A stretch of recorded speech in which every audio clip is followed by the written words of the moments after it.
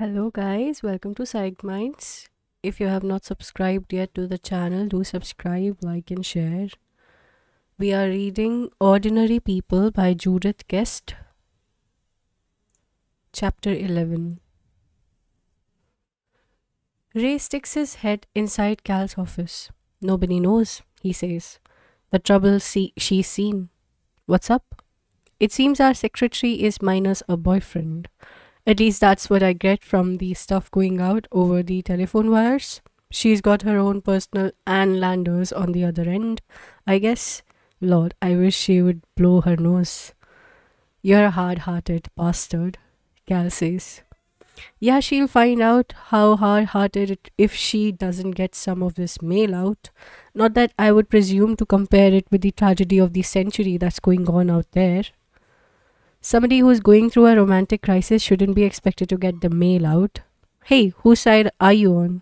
Ray comes in, shuts the door behind him. You through with that pension plan yet? Not yet. Hey buddy, what have you been doing all morning? Hey buddy, don't get on my back. I'm not Cherry. Ray laughs. See what she's doing to me? Making me into a bro beater and a nagger with my own partner, Jesus. An endless parades of secretaries, he has seen them interviewed, instructed, hired, used and lost forever and ever on into eternity. They have been doing it for 7 years. It has been that long since they have had a good legal secretary, since Lynn Seals. Poor Sherry. People are like icebergs. 1/7 visible and operative and the rest just so much protoplasmic energy. Yet it's hard to imagine that giddy, empty girl within any hidden energies.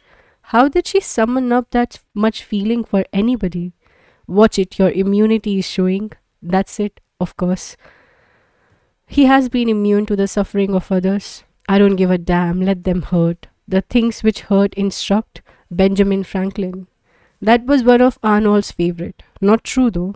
The things which hurt don't always instruct. Sometimes they merely hurt. Ask me. Ask Nancy Hanley. Instruct sounds like such a positive word, but he doubts whether Ray's wife, even now, would believe in that saying. In any case, he would not ask her.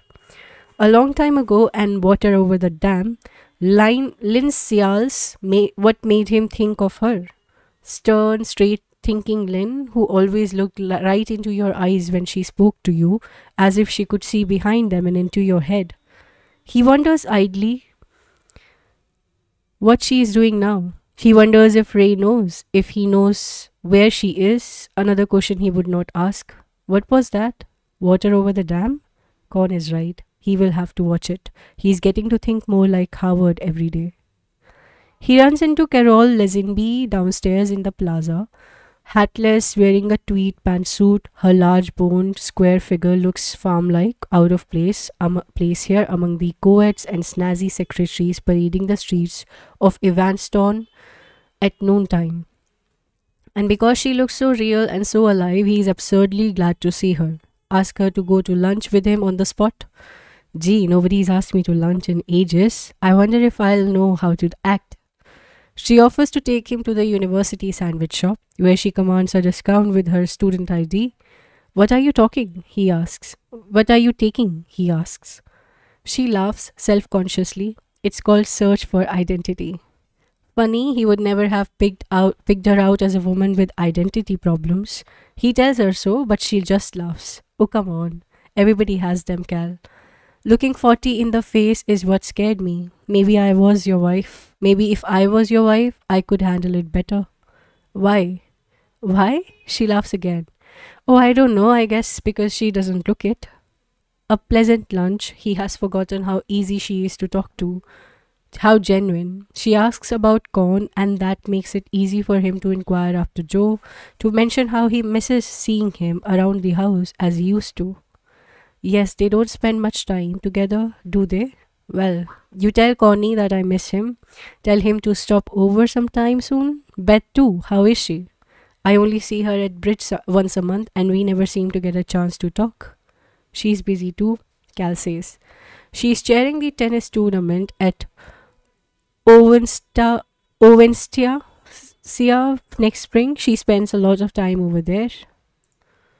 I admire her organization, Carol says. She is such a perfectionist, and yet she never lets herself get trapped into things she doesn't want to do. Now there's an art. I'm just beginning to learn the trick myself. I hope it's not too late. He walks Carol to the corner, sends his greetings to John and to Katie, their daughter. We'll get together, he promises. On the way back to work, he thinks she never lets herself get trapped. Not strictly true. He can remember a period of their lives when she felt distinctly trapped. When Jordan was 2 years old, with Connie toddling around after him at 10 months, both of them spreading havoc in the tiny Northside apartment.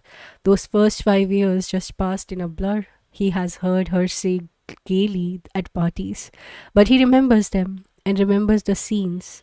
Her figure tense with fury as she scrubbed the finger marks from the walls, she bursting suddenly into tears because of a toy left out of place, or a spoonful of food thrown onto the floor from the high chair, and it did not pay him to become exasperated with her.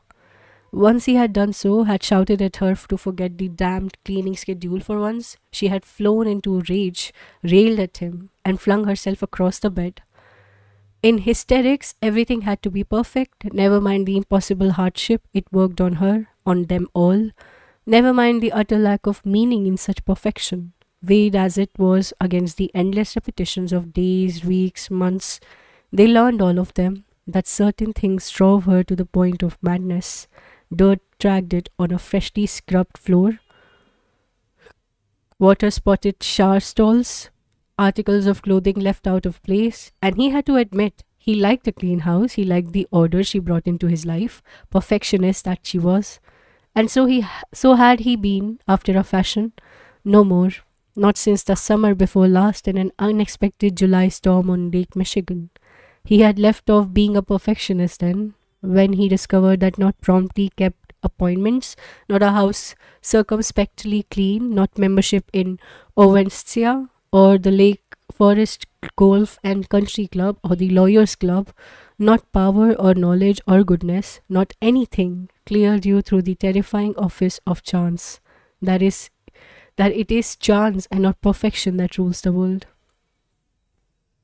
I saw Nancy Hanley today, having lunch at the Deer Path. Deer Path? Oh, he keeps an eye on the newspaper before his face. Welfare fraud investigated. She said Ray's been putting on weight. He has? He has? She teases. Darling, Ray Hanley, your partner. Oh, yeah, him. Grinning, he puts down the paper. I hadn't noticed. Yeah, I guess he has been.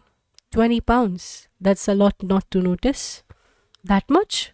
How did she happen to tell you that? Beth shrugs. Just conversation. She said she's been trying to get him to see a doctor. It's just since he quit smoking, she looks terrific. By the way, have you seen her lately? No, that's what Ray said about you. Well, she's thin, as thin as I have ever seen her, and she had done something to her hair.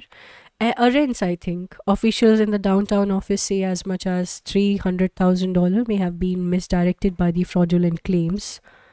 Asked her how she stays so thin, she said, worry and a bad marriage. What? She smiles. Just checking to see if you were listening. Would you like a drink before dinner? No thanks. He glances at his watch. Is Con home yet? Not yet. It's 6:30. He's been later the past couple of weeks. I've got an idea, he says. Why don't you come down tomorrow and take a look at the car with me? We can have lunch. I can't tomorrow. I ought to put the order in soon to get delivery before Christmas. Then do it, she says. Do what you like. I'm not good at picking out cars anyway. You don't sound terrifically sold at the idea. I'm sold. I think it's a nice idea. Well, it would give him some independence. He wouldn't have to rely on us for rides. Fine. We can make it a combination Christmas and birthday present. You decide. I leave it up to you. If it was up to him, he would give him everything. Sun and moon, eternal happiness, serene and uncomplicated. Here, will this fix it? But nothing needs fixing, does it? Things do seem better, more relaxed, just since Thanksgiving. No, even before that. Is that illusion or reality? Illusion or reality? 7 years ago, he had had a conversation on that very subject with Nancy Hanley at the Law Club Christmas dance, sitting on the upper deck of the Chicago Yacht Club. Nancy had leaned over and said to him, "Tell Beth for me how lucky she is, will you?" Why? To have you, and never to have been disillusioned. He had laughed, embarrassed, knowing where it was leading. He had emphatically not wanted to go into it, had never wanted to take sides in the thing. But Nancy was not about to let him off the hook.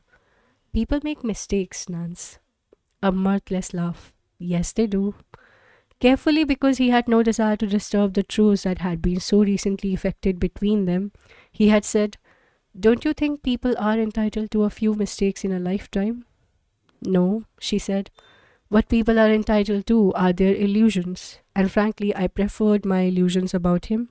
I would have preferred it if he had screwed her until he was sick of it and gotten rid of her without my ever having found out about it at all."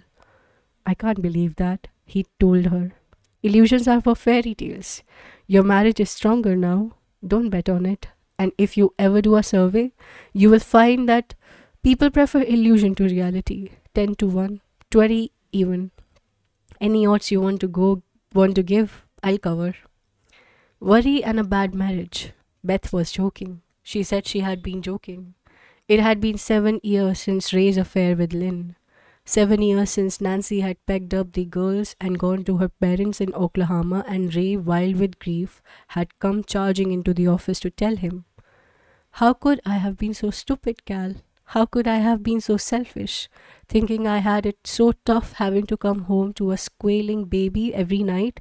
She's gone. Cal, she left me. How the hell am I going to do without her?" Well, things change. People change.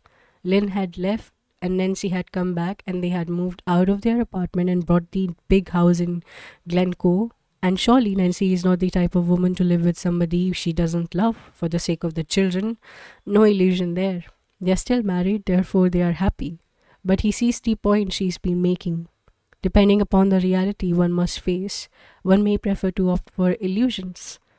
He wants so much to believe that all is well, but then, if it is, why does he keep taking pulses and looking for signs? The front door opens. He hears the familiar sound of his feet scuffling the doormat, of the hangers clanging against each other in the closet as he hangs up his jacket. "Hi, you're late." "Am I?" He looks at his watch. "Yeah, a little. Hey, it's snowing." "Is it?" "Must have just started." "Yeah, it looks nice." He sits down and Cal hands him the sports section. "You finished?" "Thanks." "How's it going?" "Fine. Great. He gave back the trick quiz today. I got an A on it." "Great. Terrific." "Well," he says and shrugs, "it was just a quiz." "But a gift. To have offered it is to show that it must have value for the giver also." "That your first day in this semester?" He looks up from the paper. "Yeah, I'm getting back in the swing of things, huh?" He grins. So truth is, in a certain feeling of permanence that presses around the moment, they are ordinary people after all. For a time they had entered the world of the newspaper statistic, a world where any measure you took to feel better was temporary at best, but that is over. This is permanent. It must be. Beth comes in from the kitchen. "Dinner is ready." Conrad puts the paper down. "I'm coming, just have to wash my hands." "Didn't you just take a shower?" He grins again. "Forgot to wash my hands." Cal laughs. "Tricky." Chapter 12.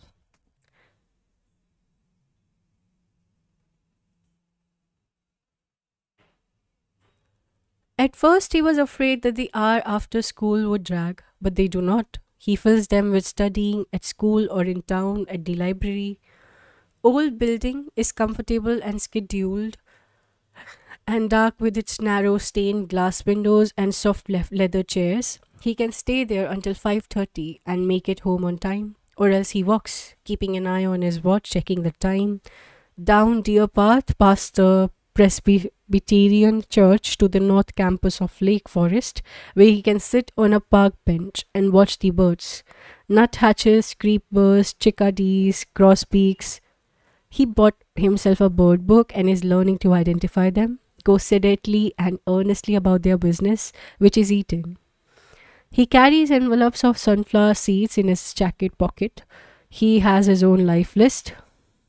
This month he has another activity. Christmas shopping. He wanders through the stores of the U-shaped outdoor mall, admiring the piles of merchandise in the windows: sweaters, shirts, gloves, scarves, jewelry, sports equipment, shoes, the monotonous beauty of wealth. Crystal wine goblets on red velvet, onyx chess sets, Japanese cameras, golf clubs, books. Undaunted, the traditional Christmas scene stealer, carders, coaches and horses, shepherd, angel, wise men, kings do battle in the same windows with the tainted goods that surround them. Good for you. Fight the good fight. He's not daunted either. Christmas means gifts, and he puts his money down with the rest, says, "Have a nice Christmas," where he's handed his packages. "You too," they say. Before class one morning, Lazenby corners him at his locker. "What happened?" Salin says, "You quit?" He nods curtly. "Why?" The halls are teeming with people, mild frenzy, 2 minutes before the final bell. "I felt like it," he says. "It was a bore." "Some reason?" He doesn't answer, busies himself with rummaging in his locker with his chemistry book. Lazenby leans an elbow against the wall. "Gone, is something the matter?" "What do you mean?" "I don't know." He shrugs his shoulder, looking worried. Big, blonde, sincere type. When he was in the hospital, Lazenby wrote him his only letter, told him the scores of the Cubs and White Sox games. At the bottom of the page, "I miss you, man." He had read it a million times before he finally threw it away. "Listen, don't worry," Conrad says. "Everything is fine." "I don't know, man. You have been acting funny lately." It chips the lever on the thing he meant not to say. "Lace, take my advice. You hang around with flakes, you get flaky." "Shit, I knew that was it." "Well, why you pissed at me?" "I'm not pissed." "Ah, Connie, I know you." He tries to grin. "Look, I'm sorry. I would be pissed too. But you shouldn't have quit." "That's not why, man. I said it was a fucking bore." He slams his locker closed, giving the locker a savage twist as he walks away. Lazenby falls into a step behind him. "Wait a minute, listen. Will you?" "I talked to Salin and he says," "Well, quit talking to people," he snaps. "Leave me alone." The bell rings shrilly over their heads. They stare at each other. "Oh shit," Lazenby says. "The hell with you." A hollow feeling in the pit of his stomach, as if he had been punched. Never mind, screw him, screw them, all they were. Buck's friend anyway. He walks down to the class, feeling nothing. "So what does your dad say about it?" Berger asks. He sighs. "I haven't told him yet." "How come?" "I don't know. The timing isn't right. He sweats everything so much. He'll just worry about it." "So you haven't told anybody? Your mother?" "My mother? No, listen, my mother and I do not connect. I told you that before." "So does that bother you?" "No, why should it?" Berger shrugs. "I don't know. Some people it might bother. That's all." "My mother is a very private person," he says. "We don't ride the same bus. Who does? What do you have in common with your mother?" "Surface junk. Brush your teeth, clean your room, get good grades. My mother..." He stops. Careful, careful. "People have a right to be but the way they are," he says. "Noble thought," Berger says. "So how is it going? You feeling better since you are not swimming?" "I guess." He picks with his thumbnail at the wooden arm of the chair. "Sleeping better?" "I jack off a lot. It helps." Berger grins. "So what else is new?" He slides down to the end of his spine, his legs stretched in front of him, staring at the floor. Over his shoulder, the clock ticks loudly. "Come on, kiddo," Berger prods gently. "Something is on your mind today." "Nothing's new. Nothing is on my mind. I don't think anything. I don't feel anything." Abruptly, he sits up. "I ought to go home." Berger notes. Maybe so. What is it that you don't feel, huh? Anger? Sadness? Any of the 28 flavors? A tiny seed opened slowly inside his mind. In the hospital, the seed would grow and begin to produce thick, shiny leaves with fibrous veins running through them. More leaves to come. Like tiny curled up fists, they will hit at him. He tightens his grip on the arms of the chair. The wood is sticky and wet under his hands. He wets his lips nervously. What time is it? Lots of time, Berger says. The eyes are fixed on him, a tender and compelling blue. Hey, remember the contract we got? You wanted to have more control. You see any connection here between control and this? What will we call it? Lack of feeling. He closes his eyes, a jungle in there, inside his head. He opens them quickly. I didn't say I never feel anything. Feel things. I feel things. When? Sometimes. You gonna give me the famine, wars, violence, and the stress business again? He doesn't answer. Come on, kiddo, I'm doing all the work here. I thought you told me you didn't like to play games. I don't. I'm not. I don't know what you want. Then I'll tell you. I want you to leave I don't know out there on the table with the magazines, okay? And what if I don't have an answer? You want me to make one up? Yeah, that would be nice. Make me one up right now about how you have turned yourself inside out, and the overwhelming evidence is that there are no feelings and that there no how. I said I have feelings. Berger sighs. Now you have them, now you don't. Get it together, Jared. Why are you hassling me? Why are you trying to get me mad? Are you mad? No. Berger sits back in the chair. Now that, he says, is a lie. You are mad as hell. You don't like to be pushed, so why don't you do something? What? Geez, I don't know. Tell me to fuck off, go to hell, something? Fuck off, he says. Go to hell. Berger laughs. Glory, what feeling. When was the last time you got really mad? He says carefully. When it comes, there's always too much of it. I don't know how to handle it. Sure, I know, Berger says. It's a closet full of junk. You open the door and everything falls out. No, he says. There's a guy in the closet. I don't even know him. That's the problem. Only way you are ever going to get to know him, Berger says, it's to let him out now and then. Along with the boots and tennis rackets, stale bread, whatever you got stored up there, you got through it. You sort it out. You throw some of it away. Then you stack up the rest. Nights are neat. Next time it won't be such a big deal. I don't have the energy, he says. Kiddo, you got any idea how much energy it takes to hold the door closed like you do? That's power. Your own personal power and nobody else's. Sometimes, he says, when you let yourself feel, all you feel is lousy. Berger notes. Maybe you gotta feel lousy sometimes in order to feel better. A little advice, kiddo, about feeling. Don't think too much about it, and don't expect it always to tickle. On another shopping trip after school, with his head somewhere else, he sidesteps a puddle, nearly walking into someone coming the other way. Oh, she says. Hi, how are you? Embarrassed, he mumbles an apology, then looks at her. It is Giannine. What are you doing up here? She asks. I thought the swim team practiced until 6. They do, he says.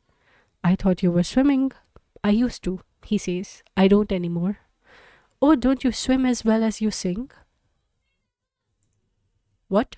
She laughs. Just kidding. I'm getting to know your voice now. You're the tenor who stays on pitch. He takes it as a reprimand. She should not be able to hear him above the others. I'll sing softer tomorrow. No, you ought to be doing the solo in that Russian thing. You have much better tone than Ron. The voice of authority. He knows about her, that she has applied for a music scholarship to the University of Michigan, that she takes private voice lessons, that Fognan is in love with her ability. He has stood in the back of the auditorium after class listening to her practice, while Miriam Gliason accompanies her on the piano and Fognan stands next to her, stopping her in the middle of a phrase, instructing her. She nods her head gravely, goes back and repeats, all the time looking as if she is the music itself. And she is small and grave and beautiful. Her hair shimmers under the stage lights. Her eyelashes are light gold crescents. You want to have Coke? He blurts out suddenly. She hesitates. Sure, fine. They walk along the street together and she fills the spaces easily with words while he, amazed and dumbstruck at what he has just done, struggles with the overwhelming problems confronting him. Where will he take her? What will they talk about? Kinds of music that I like, he's the most classical minded teacher, don't you think? Not pasqueses. It's always crowded after school, it's filled with people that he knows and yet doesn't know anymore. The windows are opaque with the stream of bodies. Just walking by the place reinforces his sense of separation. There's a place up around the corner, he says. Fine, it's nearer to my house. I have to be home by 4:30. My brother doesn't have a key. She looks up at him, clear blue eyes like someone else's. With a start, he recognizes them. Berger's eyes. Weird. Inside the small, nearly empty coffee office, it is not an in place, obviously. She loosens her coat, slips out of it. She is wearing a gold and yellow striped sweater, a gold chain around her neck. He cannot look directly at her, focuses his eyes slightly to the left of her face. Well, she says, I'm doing all the talking. What kind of music do you like? He shrugs. I don't know. Modern jazz, folk rock, whatever's around, I guess. You don't like classical? I'm not too familiar with it. Do you know Baroque, Telemann, Otis? No, tell me about them. Telemann and who? She looks down at her hands, flushing. What a dull conversation. I'm sure there must be things you would like to talk about. He laughs, reaching into his back pocket. Sure, I carry a list around with me. Here, pick a subject. She looks up then and smiles at him. Why is this always so hard? The first time you talk to somebody. He calculates quickly the first time, a second time, other times, and tension within him dissolves. They talk about movies, about books, about his classes, her classes, what she likes, what they both don't like, about being new to a school and having to start over making friends. She glances at her watch. Oh, I've got to go. He has fits. If I'm late. He walks to her to the railroad track where they stand and talk some more. It is snowing again and she buttons her coat up to the neck, tucking her hair inside the collar. I told my mother to give him his own key. She works 10 till 6 and she doesn't like to leave the house open all day. He's 11 but he's sort of a scatterbrain. She's afraid he will just lose it. Do you have brothers and sisters? No, he says. No, I don't. She makes a face. You're lucky. Anyway, thanks for the Coke and thanks for walking me. The huge airy flakes sizzle away to nothing on his suede jacket. He watches her as she runs across the street. On the other side, she waves to him. He waves back and heads down Western, against the snow, keeping his head bent, staying close to the buildings. He would like to run, only the street is crowded with people. They would stare at him, wondering what the hell he was doing. Was he trying to stir up trouble? So many people in the world, so few behavior tracks. You can't even run anymore without attracting attention to yourself. And he turns his head as he passes the window of a travel agency. He stops, goes back to get a closer look. In the window, a model plane sleek and silver green shearing off between two papier-mâché mountain peaks. Held up by a thin shaft of wire from below somewhere, fastened to its body. Behind it a travel poster, Ski the Laurentians. He narrows his eyes, see the path, again clean and clear and dizzyingly steep, buck sweeping around the curve and disappearing. The wind screams in his ears. He blindly follows, staying up nearly to the end. When the smallest of moguls flips him, he has let it cross his mind that the slope is too hard for him. Dangerous as hell, skiing beyond yourself. It is how you break a leg or get killed. And Buck bending anxiously over him. Hey buddy, okay? Talk to me. When he can breathe, when he knows that nothing is lost or broken, he wheezes feebly. I missed the goddamn turn. and Buck sits down beside him laughing. You were Killy himself coming around. What happened? I missed the goddamn turn. That's what happened. He hangs on now, pressing his hand lightly against the wall, below the window, waiting for the familiar arrow of pain, only there is none. An oddly pleasant swell of memory, a wave of warmth flooding over him, sliding back slowly. It is a first. He looks around, the street behind him, the shoppers, the dull grey parking meters near the edge of the sidewalk, everything in place as it was before. Obscured at once by his awareness of it, the moment blurs. He cannot reach beyond it. He does not need to. At peace with him, he walks home through the falling snow.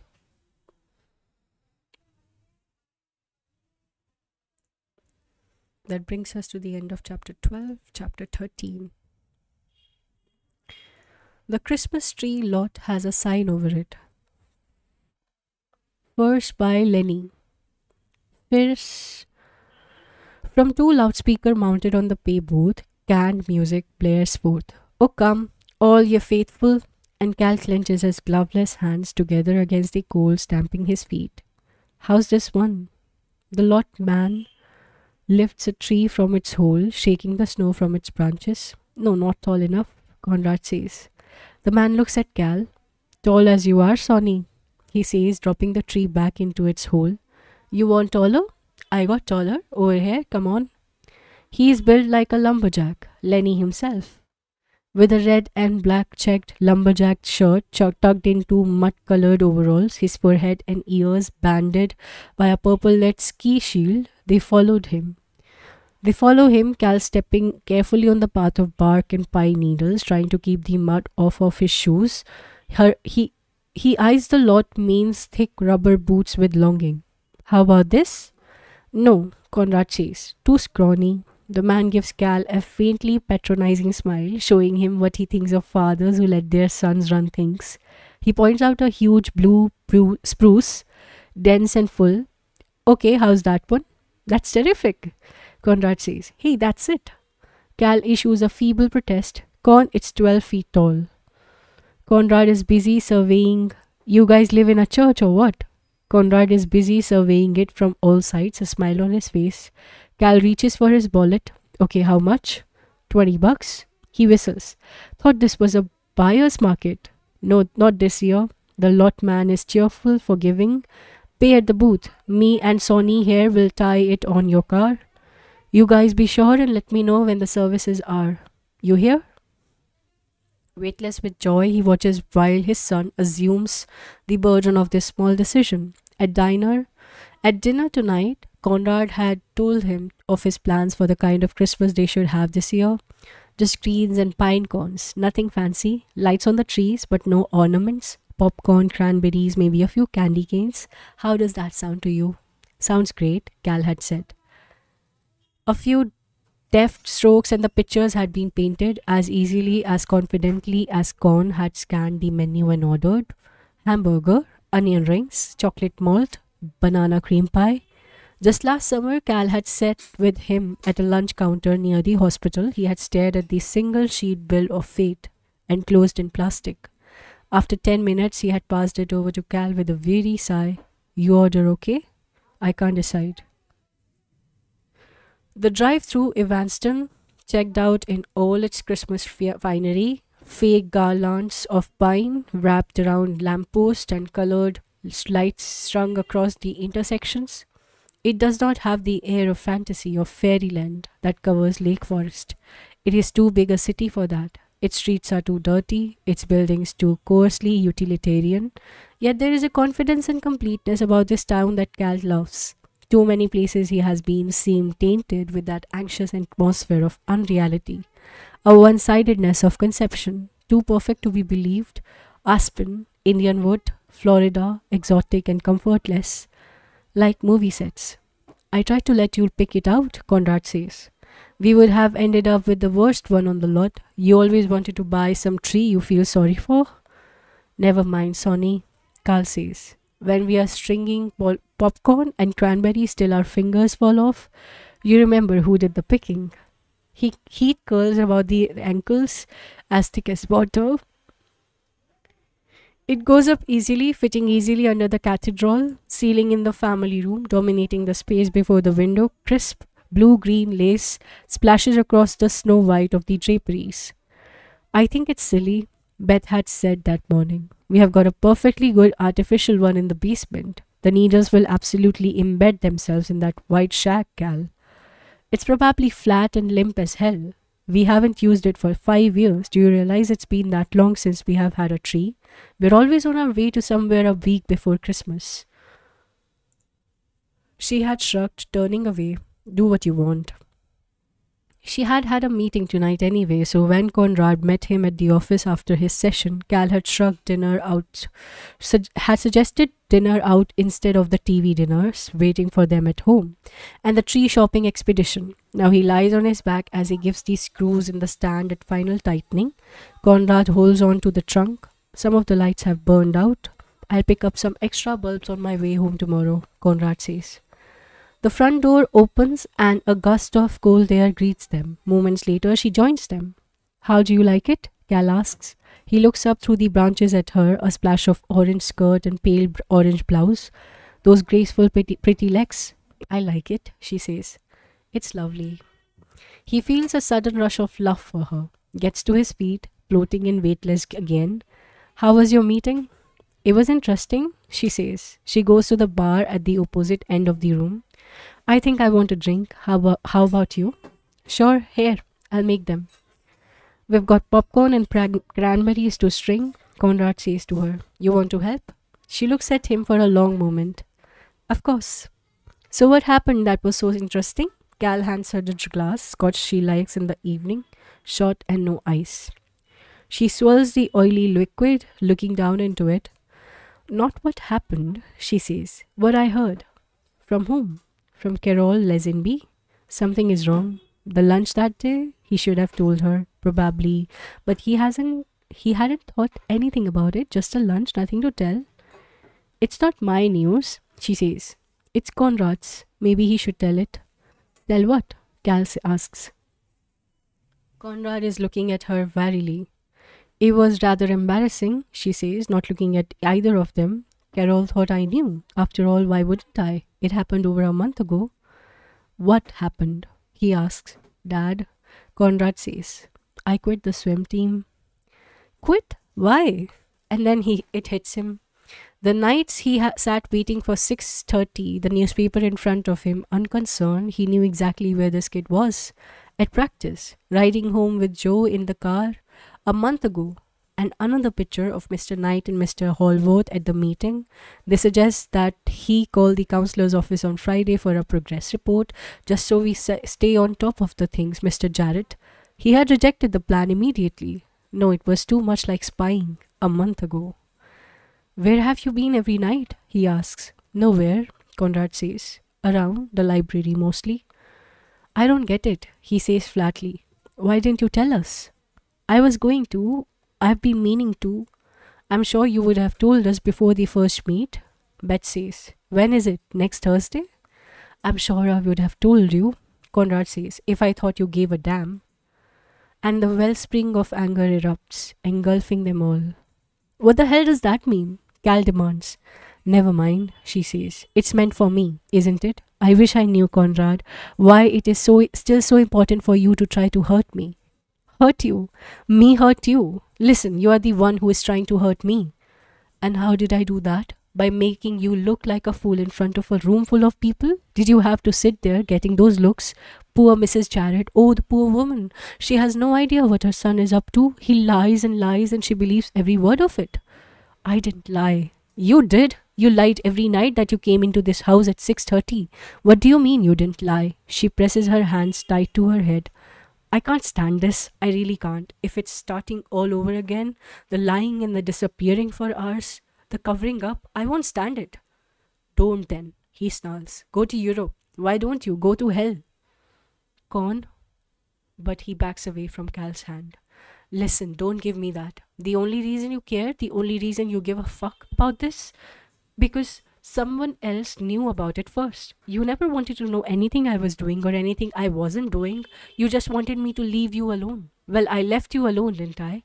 I could have told you a lot of things, like up at the hospital there were rats, big ones, up on three with the hopeless nuts. But that's okay. See, I was down on two with the heads and the unsuccessfuls. Gone, shut up, stop it. Damn it, he says. Tell her to stop it. You never tell her a goddamn thing. Listen, I know why she never came out there. Not once. I know. Hell, she was going to goddamn Spain and goddamn Portugal. Portugal? Why should she care if I was hung up by the goddamn balls out there? Christ, that's enough. He takes a swift, sobbing breath, fixing them both with a look of utter fury. And then he's gone. His feet pounding up the stairs. Moments later, the shattering slam of his bedroom door. Beth has her back to Cal, her hands clutching at her head. I won't, I won't. He goes to her, puts his arms around her. Her body is stiff. She's trembling, but she does not relax against him. What happened? He asks. What the hell happened? I don't know. Somebody better go up there. Go, she says. Go ahead, that's the pattern, isn't it? Let him walk all over us, then go up there and apologize to him? I'm not going up to apologize. Yes, you are. You always do. You have been apologizing to him ever since he came home. Ah, Beth, Christ's sake, lay off, will you? I feel like I've been at a goddamn tennis match tonight, back and forth, back and forth. Don't talk to me like that. She twists violently away from him. Don't talk to me like he talks to you. He grabs her, holds her, his cheek colliding with her skull, hard. I'm sorry, he murmurs. I'm sorry, let's not fight. He rocks her in his arms gently, and her hands are up between them, clenched into fists on his chest. She lets him hold her, but only for a moment. Let's go upstairs, he says. No, you go. He wants you. He wants somebody who's going to accept everything he does, without question, without criticism. And you think that's what I do? I know it is. I think, he says cautiously, that there might have been a better way to handle this. Oh, I'm sure of it. Her voice is bitter. For openers, he could have come to us and told us the truth. No, I mean tonight. I know what you meant. You see, everything he does is all right, perfectly understandable, and everything I do is mixed up and wrong and could have been handled a better way. That's not true. That's not what I'm trying to say. His nerves are raw. His eyes feel as if they have sunk back into his head, pulling the flesh down. Beth, please, let's just go upstairs. No, I will not be pushed. She moves away from him to stand before the window, looking out. Calmly, she says, I will not be manipulated. He stands looking over her head at the black window, then at the tree with its strings of lights dangling loose from the branches, disjointed, unfinished. All right, he says, I'm going. She does not turn around, nor does she make a sign that she has heard him. Conrad lies face down on the bed, his body outlined in lights from the hall. One hand covers the back of his neck, the other limp at his side. Cal moves to the nightstand and snaps on the light. I want to talk to you. I need to sleep, he groans. His voice is muffled in the pillow. Let me sleep. In a minute? He pulls the chair over from the desk and sits beside the bed. Outside the window, heavy flakes of snow splatters and stick fast to the glass, sliding down to make miniature hills and valleys at the lower edge of this sill. First, I give a damn, he says, about everything you do. Conrad's head jerks on the pillow. He rolls onto his back, shielding his eyes with his arms. I didn't mean that, he says. I didn't mean any of it. I'm sorry. Please don't be mad. I'm not mad, Cal says. I'm just trying to figure out what happened down there. I don't know what happened. I don't know. I'm sorry about everything.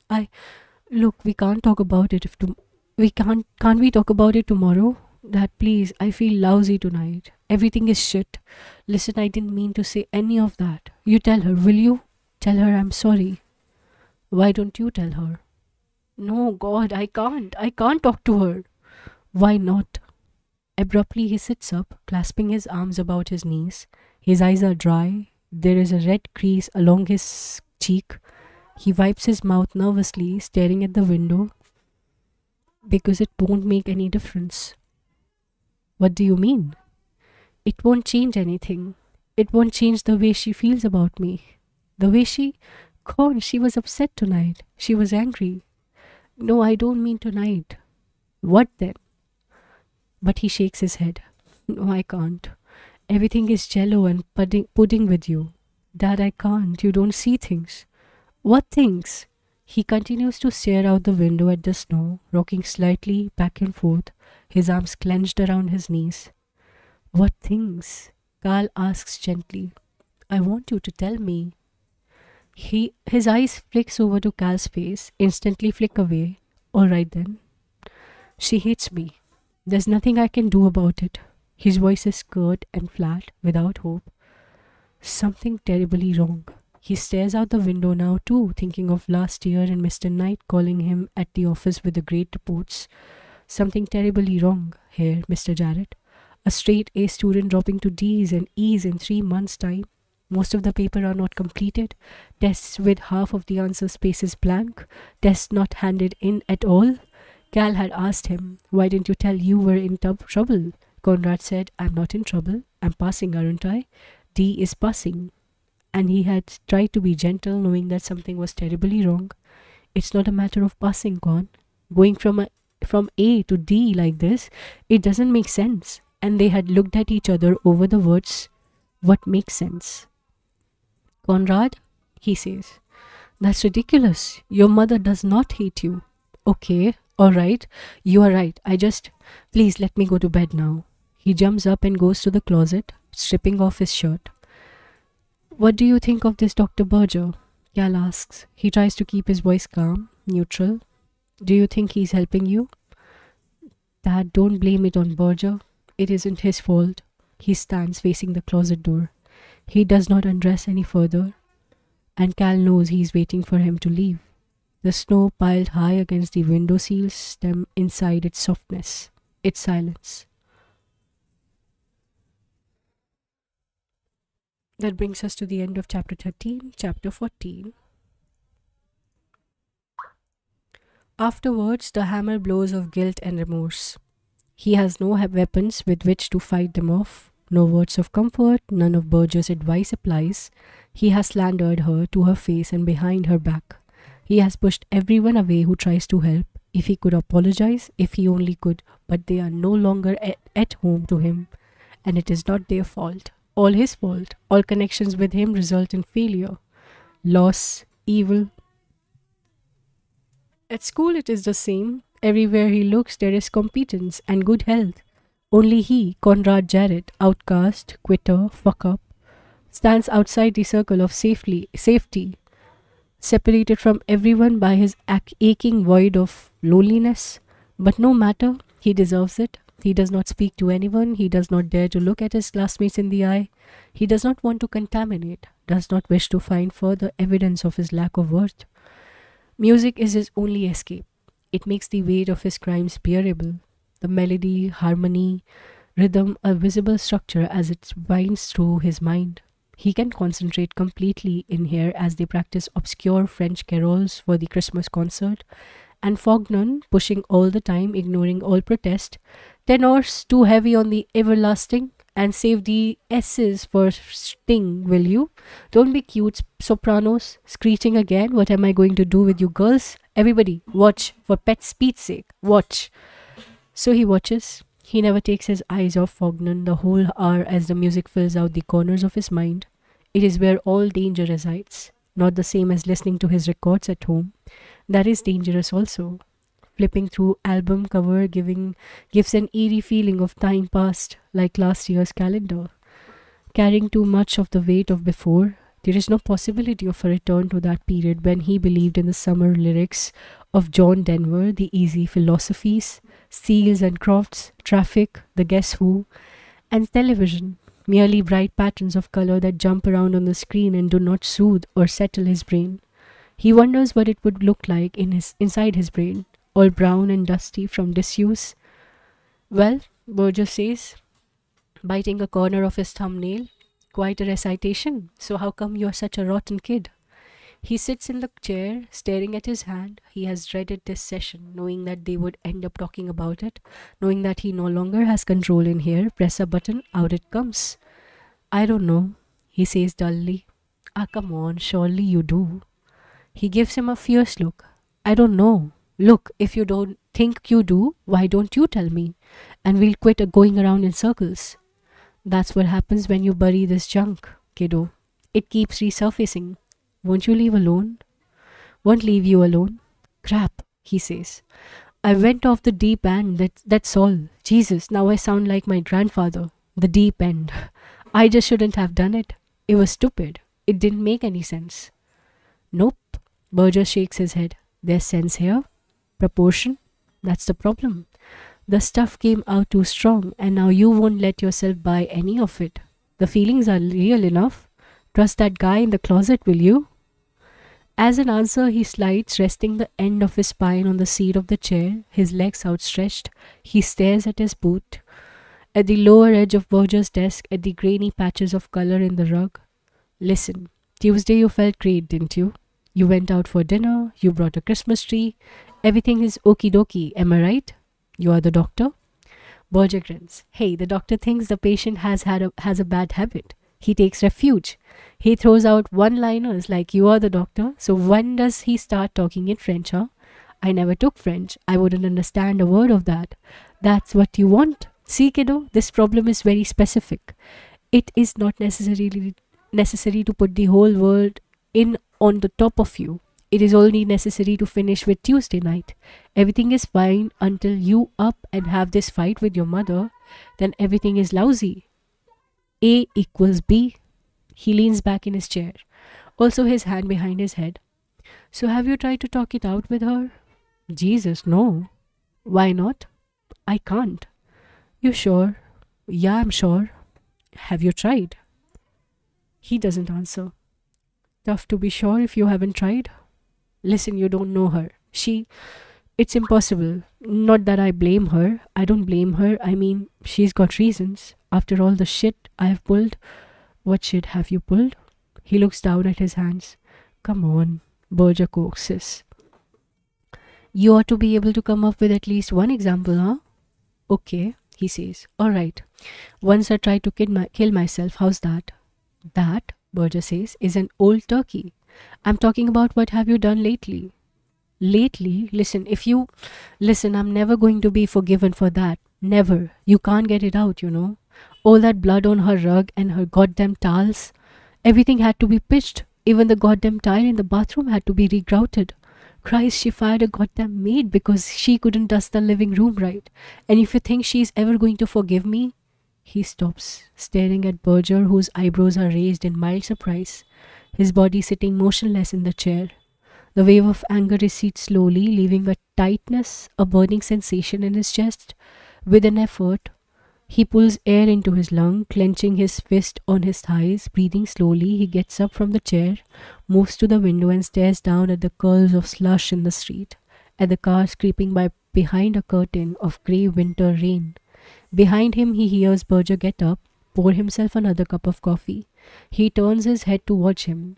I think I just figured something out, he says. What is that? Berger asks. Who it is who can't forgive who? Reclining on an elbow on the floor, Berger doodles on a scratch pad with his silver pen. Conrad sits beside him, his back against the wall, knees up, holding a cup of coffee in his hand. Jesus, am I tired? He says. Yeah, well, that's a hell of a big secret you have been keeping on yourself, Berger says. So what do I do now? Well, you have done it, haven't you? Revelation. She's not perfect. Recognize her limitations. You mean like she can't love me? Like she can't love you enough? Like she loves you as much as she is able? Perspective, kiddo. Remember? Maybe she's afraid. Maybe it's hard for her to give love. No, he says. It isn't. She loves my father. I know that. He closes his eyes. She loved my brother too. It's just me. Now we are back to the old rotten kid routine. She doesn't love you because you are unlovable. So where does that leave your dad? How come he loves you? Doesn't he know what a rotten kid you are? That's different. He feels responsible. Besides, he loves everybody. Oh, I get it. The guy's got no taste. He loves you, but he's wrong. See, kiddo? You keep asking the same old questions, but you only listen for the one answer. Give yourself a break. Why don't you? Let yourself off the hook. What do you mean? I mean, there's somebody else you gotta forgive. You mean me? What for? For the other night, you mean? For trying to off myself? The eyes have pinned him to the wall, a hard blue light. He shifts uncomfortably. I haven't done anything else, he says. I haven't. The beams switch to low. Burgess smiles benignly. Okay, you haven't. He gets to his feet and finishes the last of his coffee. This stuff is rotten, you know that. Damn right, otherwise I would be up to my ass impatient. Listen, be aware, kiddo. People don't change on command from other people. You ought to know that. Having already given her the ultimate command a year ago, a hair trigger of release, waiting to be sprung. No more, no more, he's too tired. That isn't why I did it, he says. No. Why then? Nearly time, nearly 5 o'clock, and he's exhausted. Even his bones ache. I don't know, he says. The body doesn't lie, Burgess says. You remember that, so all you gotta do is keep in touch. That brings us to chapter 14. Chapter 15. Now what this is what I call a real Christmas, says Howard. Snowing to beat the band, a turkey in the oven, a real live tree. A lot better than having dinner in some hotel in Florida, right? Beth smiles at him. Anyone care for a drink? Cal asks. I would, says Alan. A small glass of wine if you have it, Cal. She's sitting next to Beth on the couch. They look more like sisters than mother and daughter. Ellen's hair is thick and silvery, cut short and waved expertly to flatter the thin, aging face. Her body is slim and firm. It is easy to see where Beth gets her looks.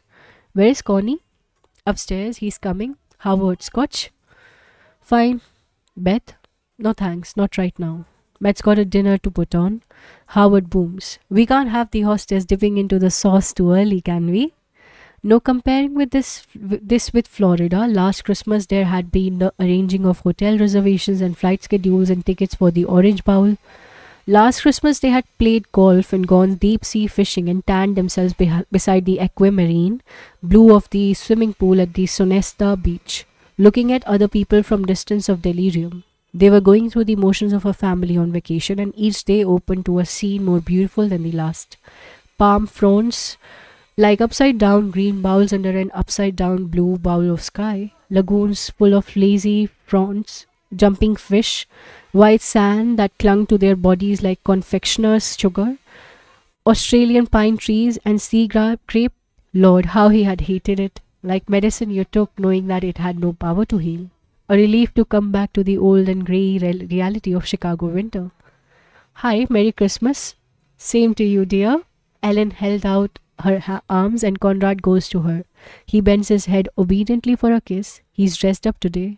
Tan slacks and a tan, bulky knit pullover, his boots polished, a concession to his mother. He looks healthy, his cheeks are flushed, the ugly rash is nearly gone. You did a good job on this tree, Howard says. I hear it was all your idea. How long did it take you? Conrad grins. About a month of Sundays. Something is different about him lately. The smile is good kid grin, with his eyes into it. He looks handsome, that's it, with those long, thick eyelashes like a girl's. The build is all boy though, all ankles, elbow and knees. Howard rubs his palms together briskly. Let's get this show on the road, Fox. They exchange glances, he and Conrad, then they look away. Cal is reminded of the game they used to play, Grandfather Trivia.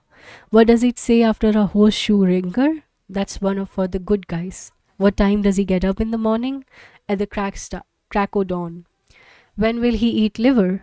When hell freezes over? Jordan had invented it with his eye for detail, his unmerciful memory, and another game, nicknames. He had nicknames for everyone, new ones each week. His grandfather, the kid, his mother, the girlfriend. Here comes the kid in the Mercedes. He's got the girlfriend with him. A blessing that you do not know at the moment of impact how far-reaching the shock waves will be. He is at once achingly aware of the force of Jordan's absence. Only a year and a half. Still, it is a long time to discover that you are still in shock, still in the infant stage of recovery. Surrounded by gifts, Conrad, anxious giver, seeks reassurance. You really like it, grandmother? She holds up the candle, apple shaped and scented with apple for all to admire. Like it? I love it. It smells delicious. And the gloves fit okay? Perfect, says Howard. Like a glove, Cal says. His mood is buoyant, expectant. Patiently he listens, hangs on to his own excitement as Conrad explains about the golf book he has brought for him. It is guaranteed to cut 6 strokes from his game. Then I would better not catch you reading it before me, he warns him happily. For his mother, Conrad had picked out a bracelet of silver, fragile, delicate links that loop over and under each other like figure eights of on a glassy pound. I hope you like it, he says. It's beautiful, she says. It's lovely, thank you. They are polite and careful with each other these days. The mood of the house is subdued and calm. A truce of some kind has been effected. Cal, the fumbling, uncertain negotiator, has stayed out of it. A cooling off period must be observed. It is not his way at all. He is all for plunging in, taking people by the shoulders, shaking them into submission, into daylight, but he cannot bully either of them, he has discovered. They are alike in this way. All healing is done from the outside in. Hey, isn't there another present down there? Howard asks. Conrad leans over, searching among shirts and sweaters, a navy ski vest, a pen and pencil set. He comes up with a small package wrapped in silver paper. No card. Who's it from? Cal says. It's from your mother and me. He opens it. Glittering on the nest of white cotton is a key ring with 2 keys on it.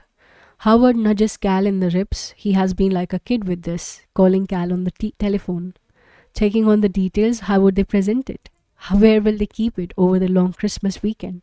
He drove to the dealership with Cal to pick it up, has kept it in his garage for nearly a week. Now he cannot hide the smile on his face. Well, why don't you go look in the driveway?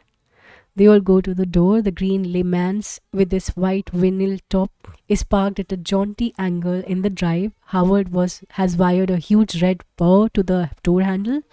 Sneaky, huh? He crows.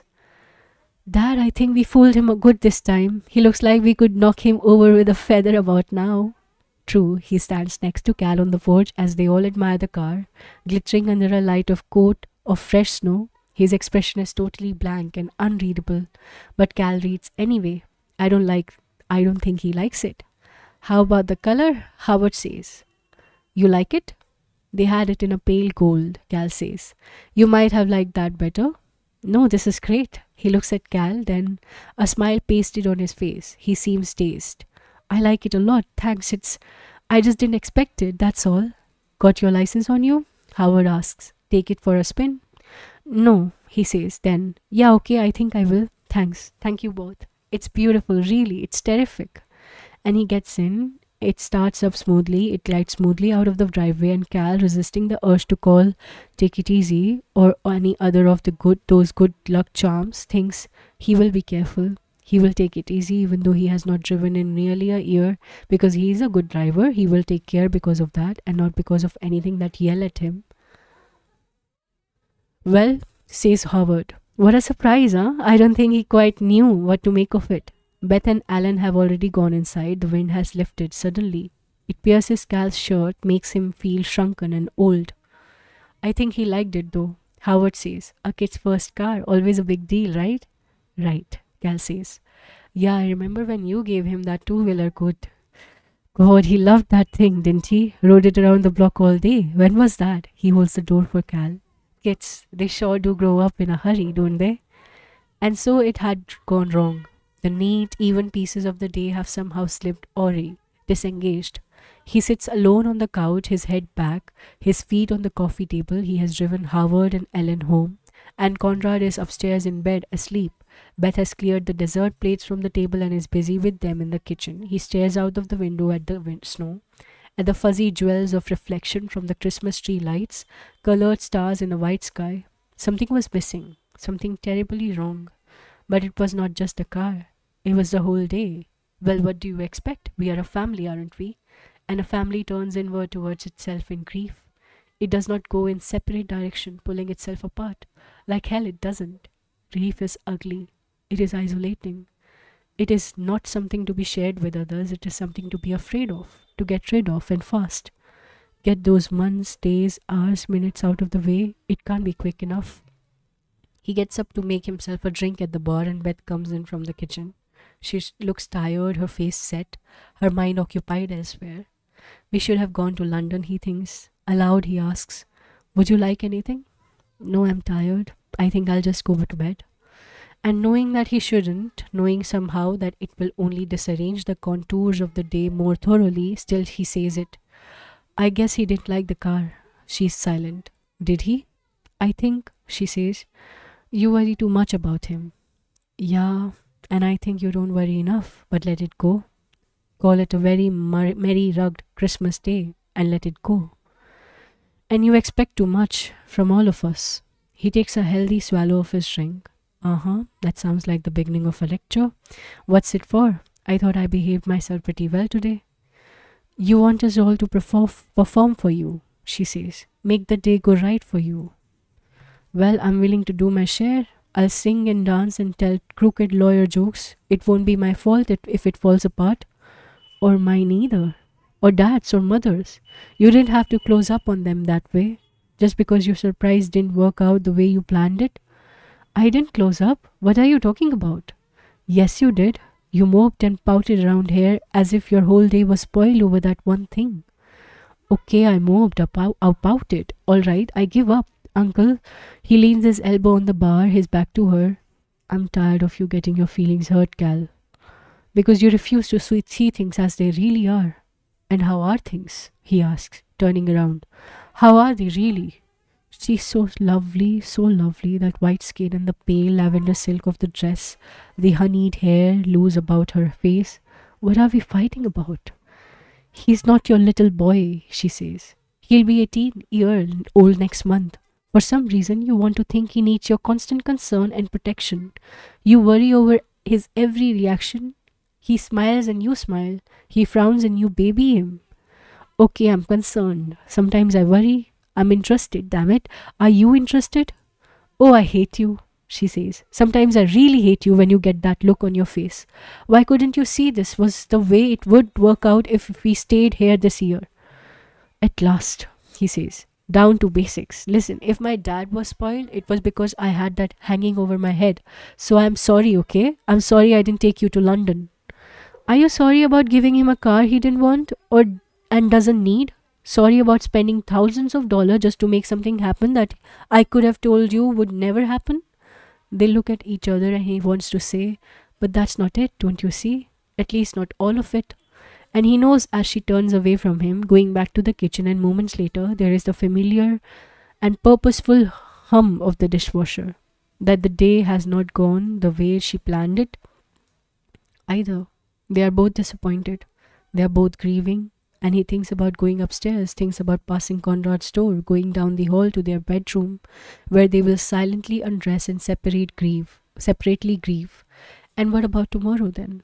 And all the tomorrows to come? Why can't we talk about it? Why can't we ever talk about it? That brings us to the end of chapter 15. I'll be continuing with the next chapter in our next reading. If you have any kind of comment, any questions, anything at all, you can reach out to me in the comment section of the video you're viewing or in the community section. I will be uploading it. If you have not subscribed yet to the channel, do subscribe, like and share if you like. Bye bye for now. Keep reading. Take care.